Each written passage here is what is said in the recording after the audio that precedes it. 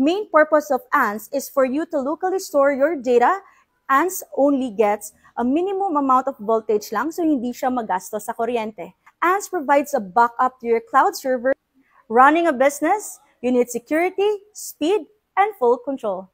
Introducing ANS, or Application and Data Storage Device. Main purpose of ANS is for you to locally store your data inside your store location or in-store kung tawagin. A lot of things that is very advantageous once you have our ANS server. Comparing to our traditional setup servers like the rack type, maraming benefits po na makukuha natin when we use ANS. So first is in terms of kuryente. ANS only gets a minimum amount of voltage lang, so hindi siya magastos sa kuryente. Pangalawa, lesser maintenance sa ating hardware device, so this does not need to be maintained all the time. And of course, ANS provides a backup to your cloud server kung saan in case man masira yung ating device, you still have a backup within a backup. You don't rent someone else's cloud. With ANS, you run it.